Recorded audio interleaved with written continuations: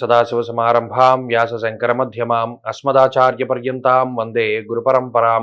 జ్యోతిష్ శాస్త్రాన్ని భావితరాల వారికి ప్రసాదించిన ఋషుల యొక్క పాదపద్మాలకి నమస్కారం చేసుకుంటూ, అలాగే నాకు ఈ జ్యోతిష విద్యను నేర్పిన గురువర్యులు జ్యోతిష బ్రహ్మ కీర్తిశేషులు శ్రీ ఏరంకి సూర్యనారాయణమూర్తి గారు, సూర్యశ్రీ దైవజ్ఞ గారి యొక్క పాదపద్మాలకి నమస్కారం చేసుకుంటూ, ఓం శ్రీ మహాగణాధిపతి నమః, శ్రీ గురుభ్యో నమః, హరి ఓం. వీక్షకులందరికీ నమస్కారం. వృశ్చిక రాశి వారికి గ్రహస్థితి సానుకూలంగా ఉన్నది.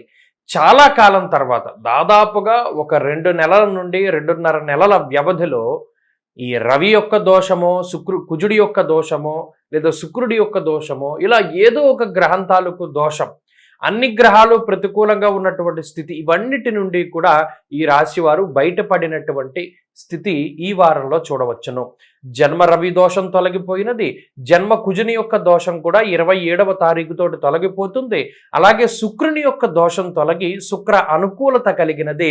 ఈ శుక్ర అనుకూలత, చంద్రగ్రహం యొక్క అనుకూలత, బుధగ్రహం యొక్క అనుకూలత వల్ల అనుకూలించేటువంటి గ్రహాల యొక్క సంఖ్య పెరిగి ప్రతికూలించేటువంటి గ్రహాల యొక్క సంఖ్య తగ్గడం ద్వారా మానసిక ప్రశాంతత ఏర్పడుతుంది. ఏదో ఒక గొప్ప బరువు దిగిపోయిందిరా బాబు మన భుజాల మించి అనుకునేటువంటి పరిస్థితుల్లో వృశ్చిక రాశి వారు ఉంటారు.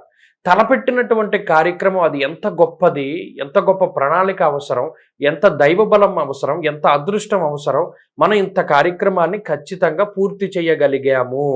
అది ఎలా జరిగిందో పక్కన పెట్టండి, మొత్తం మీద అయిపోయింది హమ్మయ్య అనుకునేటువంటి స్థితిలో వృశ్చిక రాశి వారు ఉంటారు.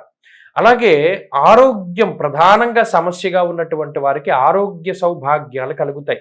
ఆయుర్భాగ్యములు కలగడానికి శుక్రుడు కారణం. ఈ శుక్రగ్రహం యొక్క స్థితి వల్ల అటు ఆరోగ్యం బాగుంటుంది, ఐశ్వర్యం వస్తుంది, కుటుంబ వ్యవహారాల అభివృద్ధిలో ఉంటాయి. అలాగే మంచి లగ్జరీని అనుభవించగలుగుతారు, సౌఖ్యంగా జీవనాన్ని సాగించగలుగుతారు.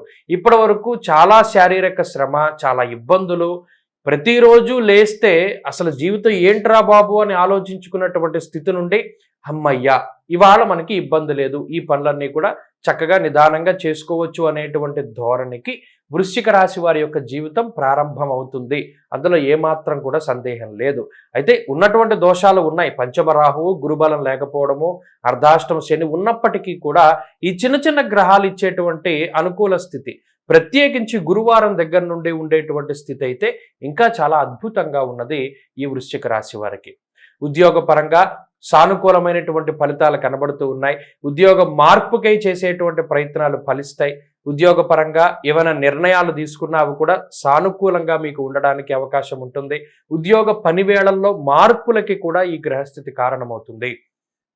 వ్యాపార పరంగా వృశ్చిక రాశి వారికి సమయం అనుకూలంగా ఉన్నది. వ్యాపార లాభానికి అవకాశం ఉంటుంది. వ్యాపార పరంగా ఏమైనా చిన్న చిన్న కోర్టు కేసులో, తగాదాలో, ఇలా ఏదైనా లోపాయికారి చిన్న చిన్న సమస్యలున్నా వాటి నుండి బయటపడడానికి ఈ గ్రహస్థితి ఉపకరిస్తుంది.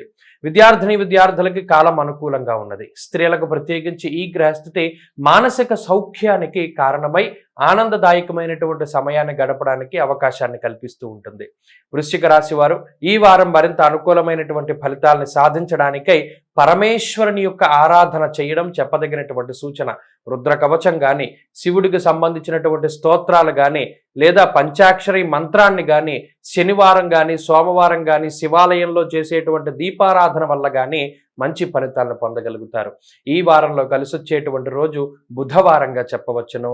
అదృష్ట సంఖ్య 4, అదృష్ట వర్ణము ఆకుపచ్చ. తదుపరి ధనురాశి.